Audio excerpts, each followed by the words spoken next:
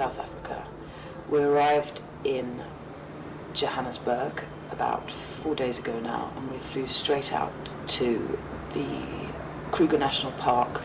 I think Mandana described it as a mud palace. It was the most fantastic design. Oh my God. This is paradise. We each were allotted a mud palace, complete with private butler, of course, goes without saying. And basically, you know, if the windows weren't full panorama of the veld, the Bushveld, they obviously weren't worth constructing. So I mean, it was quite extraordinary. With the massage and seaweed baths and everything laid on to make us feel very relaxed. This is our hotel. The outside, the mezzanine. It's sun setting, it's very nice. I mean, there's a pool here, and I'd love to tell you that I'm brave enough to get in because it looks cold, but there is unfortunately only one nutter mad enough to get in at this temperature, and that's her. Have you seen how hot the temperature is? 20 degrees centigrade.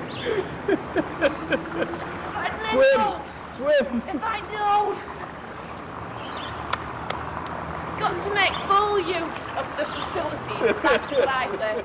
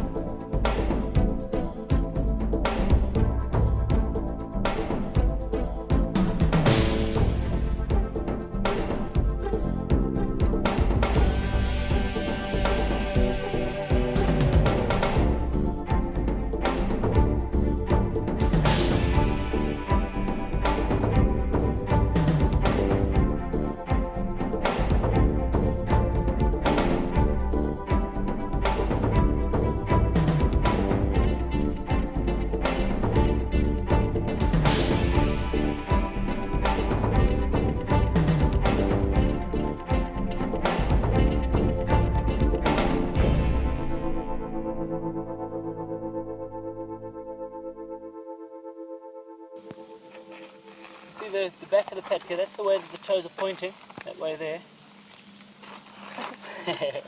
And the back of the pad is at an angle to the direction being walked, if you look at that. Oh, see that? It actually walks with his toes pointing outwards. Walks as sort of a knock-kneed sort of walk. Next time you see them on National Geographic, or if we bump into one on Drive, see how they walk, it's really quite strange. Got claws in front of the toes, which you don't see on the other big cats. The hyena is part of the cat family. Huh? Oh, really? The cat group of carnivores. It's not a dog. Jeez. It's not a true cat either, but it's definitely not a dog. No, not quite. Walks with the claws out. Cheetah also walks with its claws out, but the cheetah is definitely a cat. Yeah.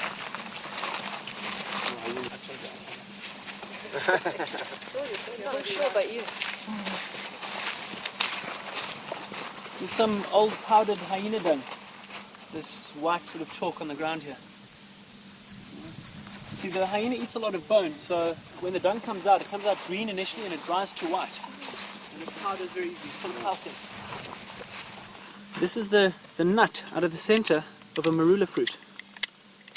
What you need to try and do is get that little circle to expose itself. There's two ways of doing it. One way is you can smash it with a rock, which is a hell of a lot more efficient than the way I'm about to do. It's better for demonstrations. There's the nut. So when you next interview, Next time you have to get by. You can eat it, huh? Yeah. eating gravel. Make sure you break the little piece out. Pardon? You'd rather eat gravel. Then I say start eating gravel.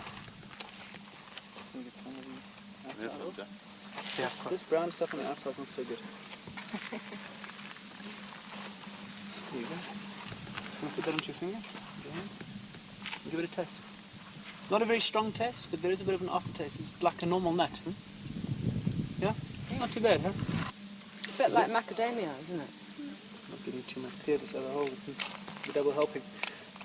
By the way, this has passed through the digestive system of an elephant, huh? Just so you know. I'll sort of mention that to you now that you've had a chance. Just waiting for him to say something like that, eh? See? I'm gonna follow some elephant. Give my fish, yeah.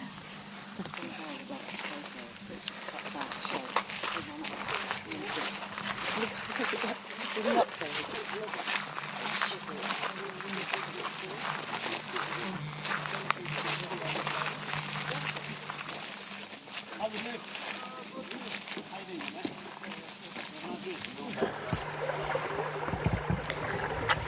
Yes, I've been naturally formed. Would anybody like Dominic any more Sandra. juice? Mickey Helen.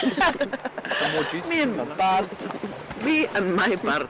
Cheers, bird. Notice how he conveniently formed a beautifully framed shot. You talk about cameras being actors finding cameras. Suddenly the thing's going to lean over in a minute because That they're would be so the trying problem. That would be the problem of getting a camera out with a leopard. You'd suddenly have everyone in front of it.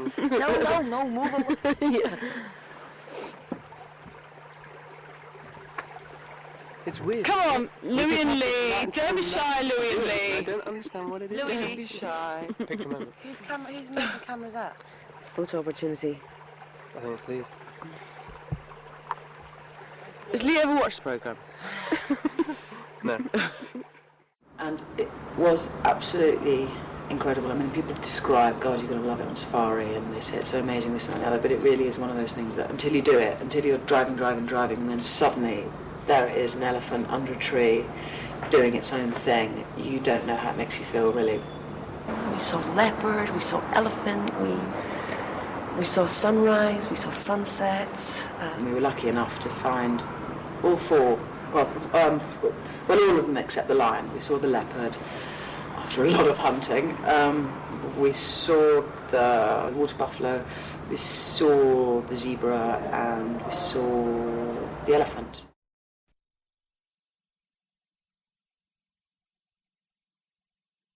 We've just had a major culture shock.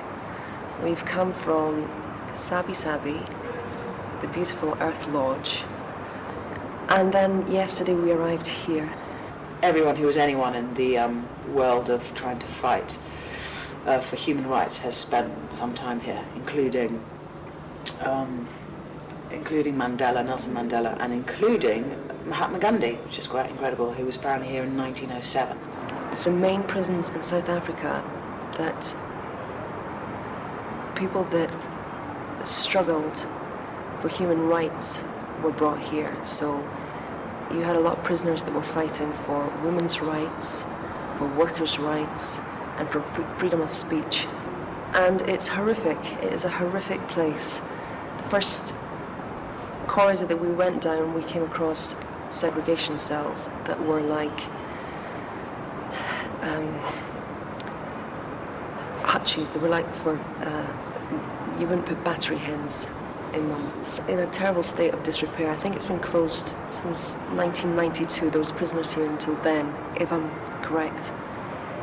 But I can't imagine that it looked a lot better when it was actually up and running. Well, walking in here, first impression is very overwhelming. Think of all the history, think of who's been here, and actually walking into the solitary confinement was really hideous, actually.